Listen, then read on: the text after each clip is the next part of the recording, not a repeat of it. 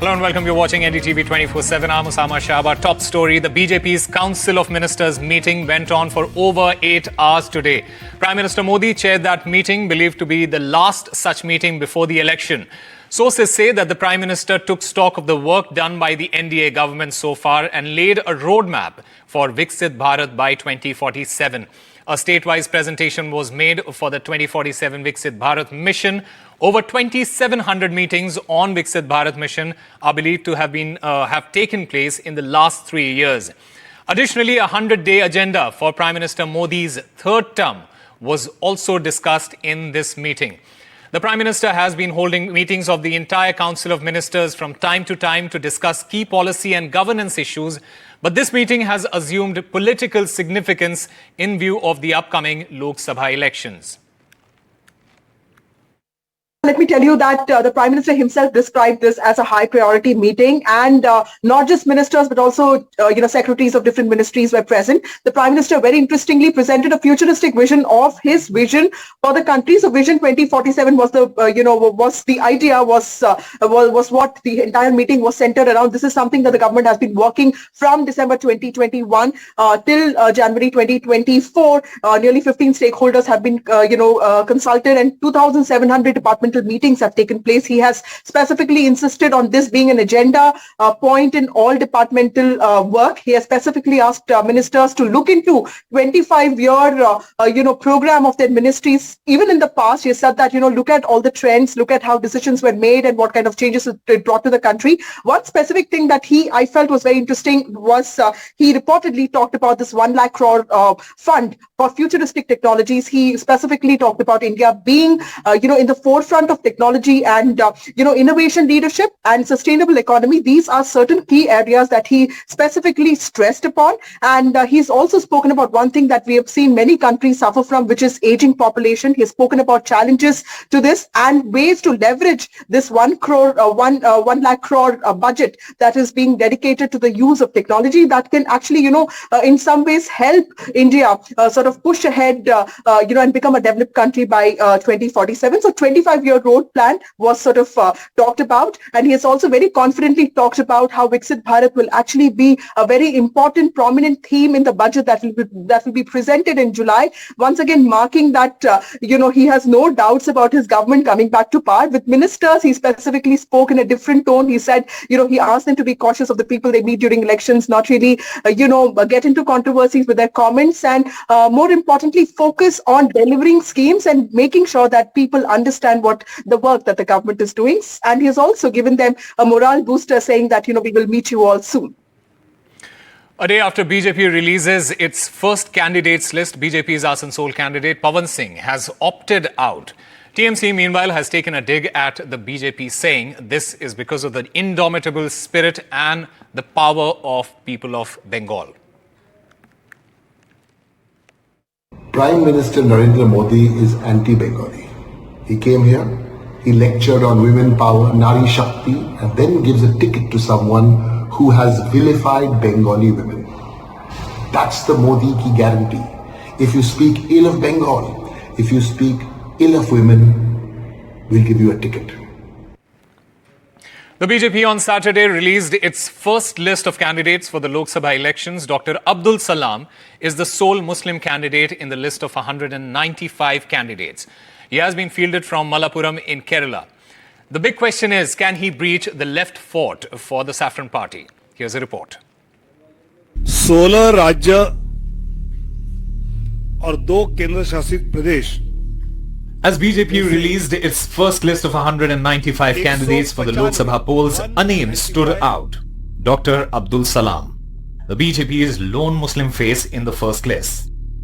Former Vice Chancellor of Calicut University, Abdul Salam will contest from Kerala's Malappuram seat. Dr. Salam served as the Vice Chancellor from 2011 till 2015. Before that, he was a professor at Kerala Agriculture University.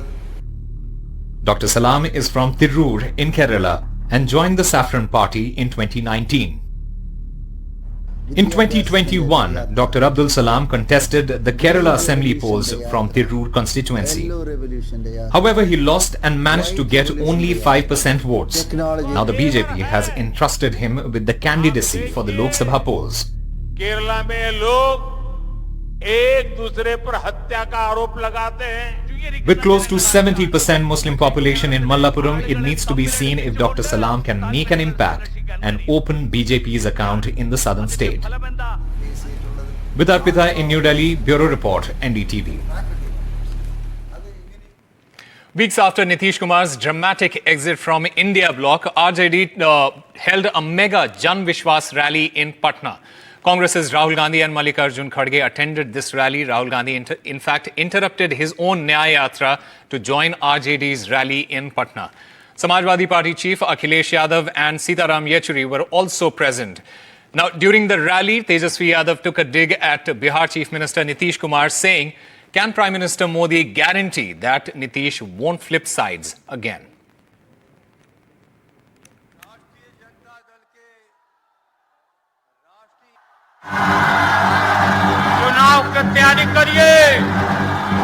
After a gap of 7 years, the opposition Mahagathbandhan alliance partners RJD, CPI-ML and Congress brought their supporters for this rally in Gandhi Maidan. The rally saw an impressive turnout of over 2 lakhs people. Buoyed by support, Tejasvi Yadav in his speech decided to set the record straight in face of Prime Minister Narendra Modi's criticism a day before in 2 back-to-back rallies.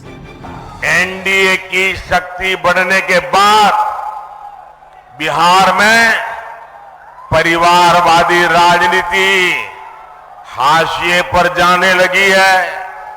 अब मोदी जी कल कह रहे थे मोदी की बड़ी मजबूत guarantee है. Guarantee? अरे मोदी जी जरा हमारे चाचा का गारंटी लेके दिखाओ.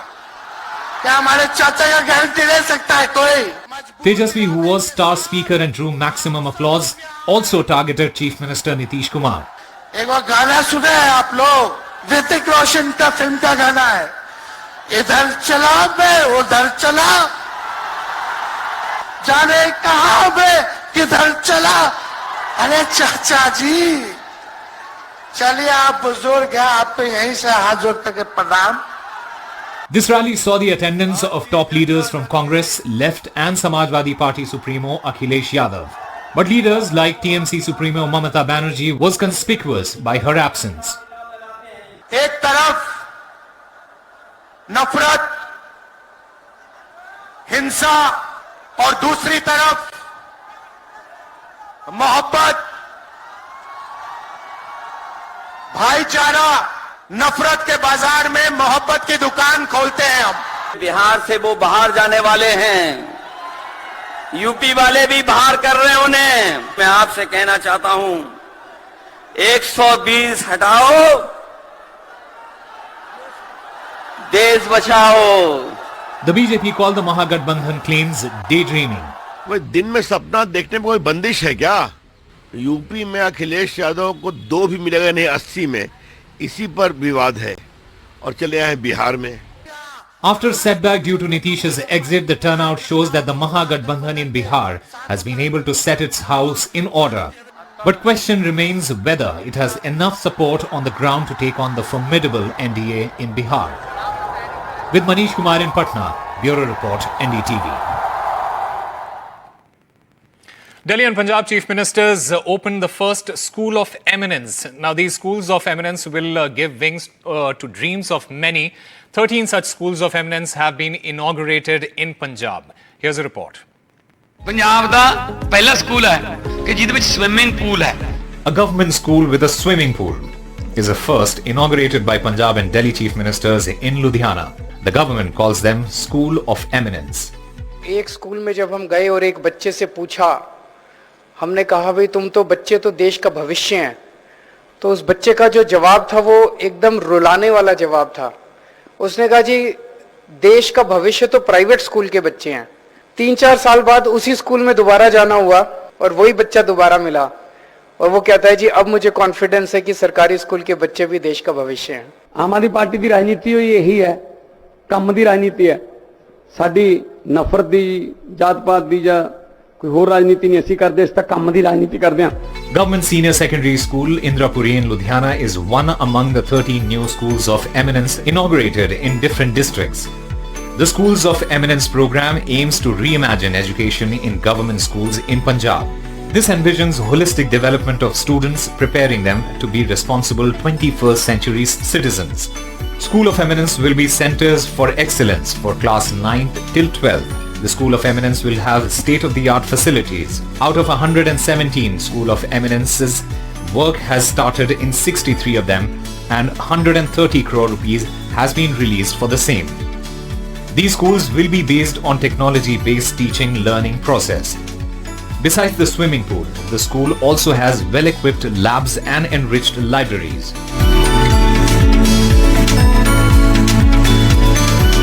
The Aam Aadmi Party government in Punjab came to power promising a revamp in education and health sector.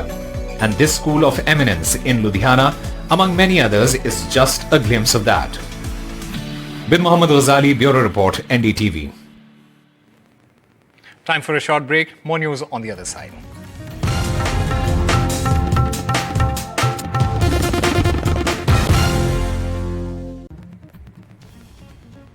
Welcome back. There have been severe hailstorm reported in Madhya Pradesh and Uttar Pradesh, leading to severe crop damages. Now, helpless farmers are now demanding aid and compensation. Here's a report. Kashiram Kushwaha in tears as he sees his crop being destroyed in hailstorm in Monpura village of Niwari district in Madhya Pradesh. These are tears of helplessness. This is the story of thousands of farmers in Shivpuri district in Madhya Pradesh and many surrounding areas. Similar stories of despair in Uttar Pradesh. There has been huge damage to crops due to continuous hailstorm and rain in Madhya Pradesh. In Uttar Pradesh, 4 persons have died due to lightning and rain. In UP, deaths were reported in Lakhimpur Khedi, Hardoi, Sitapur and Shahjahanpur. In Mathura, a house collapsed due to excessive rain. In Madhya Pradesh, the hailstorm and rain has wreaked havoc, especially on rabi crops. मैंने जो बहुत लगत लगाई मारा कहने कैसे कैसे पानी लगाया रात दिन कर पानी लगाया था मैंने और उसको मुझे मालूम थोड़ी थी ऐसे ओरे पर जांग मारा है कुदरत की कृपा ऐसी हो गई तो हम लोगों ने कुछ दाने खाने के लिए नहीं बचाया मारा है क्या करें उसमें दोनों को पालेंगे हम पलेंगे भाई बच्चे नहीं पलाएंगे हम महाराज क्यों रो रहे थे आप गेहूं के लिए रो रहे महाराज गेहूं के लिए रो रहे थे हैं इतना तकलीफ आपको हो रही है नुकसान बहुत हो गया आपका और हो गया महाराज क्या करे अब Hailstorm has hit wheat, gram, mustard and peas in Tikamgarh district. Farmers say that 50% of their crops were destroyed. In more than half a dozen villages like Bamhorikala, Jevar, Uprara and Lidhora, the crops got damaged due to hailstorm. Wheat is grown in 192,000 hectares in Tikamgarh and mustard has been sown in 22,900 hectares. Farmers are saying that there is a 10% loss in wheat and a 25% loss in mustard. वो भी पूरे झड़ गए लगभग 60-70 पैसे नुकसान हो चुका फसल को। तो आप क्या क्या चाहते हैं अब आगे? अब यही चाहते हैं कि भगवान की कृपा बनी जाए प्रशासन मदद करे बेवका है। मेरी 17 बीघा फसल का नुकसान हो गया कुछ सरसों और कुछ गेहूं सपाई नष्ट हो गए देखो जी मेरा मोड़ा का खागो कुछ नहीं। In Datia too, crops have been damaged due to hailstorms, especially wheat, mustard, gram and lentil crops standing in the fields. There was a heavy hailstorm in Niwari and Ashoknagar also, turning many fields into a white sheet of snow. Farmers of Chhatarpur and Guna districts took to the streets demanding compensation. In Guna, farmers blocked the Ashoknagar main road demanding compensation for crops damaged due to heavy rains and hailstorms. Lakhs of farmers across the state have been affected. The administration is saying that it will assess the damage. With Nukul Jashoria, Bureau Report, NDTV. Prime Minister Narendra Modi has set an ambitious plan for ISRO. One big milestone is to have India's own space station named Bharatiya Antariksh Station, or an Indian space station, up and running by 2035. Now, NDTV's science editor Pallav Bagla was given rare access to take a look at what the Indian space station may look like. India has ambitious plans in space. What you see behind me is the Bharatiya Antariksh Station, the Indian space station. Prime Minister Narendra Modi has mandated the Indian Space Research Organization to make an Indian space station ready by 2035.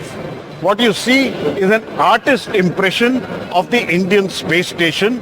You can see the main module, and in the main module you can see the place where the rocket will come and get attached to transfer humans into the Bharatiya Antariksh Station. On the side there are solar panels, 2 of them, that will be used for making power and generating power, and this is the main module of the Bharatiya Antariksh Station. Scientists at ISRO tell me that the Bharatiya Antariksh Station will be able to accommodate up to 3 astronauts, and they would be able to do many experiments. One would also be able to see Bharat from space from the Bharatiya Antariksh Station. The Bharatiya Antariksh Station is an important landmark for India's space program because till date only 3 countries have had space stations. First was Russia, then America, then China, and now India wants to have an Indian space station in space. India wanting to do big things. This is really Gaganyaan plus or Gaganyaan on steroids. Prime Minister Narendra Modi has mandated the Indian Space Research Organization to have the Bharatiya Antariksh Station up and running by 2035. So an artist impression of the Bharatiya Antariksh Station in space. At the Vikram Sarabhai Space Center, with camera person SP Babu, in Tirunananthapuram, Pallav Bagla for NDTV. That's all we have for you. Keep watching NDTV.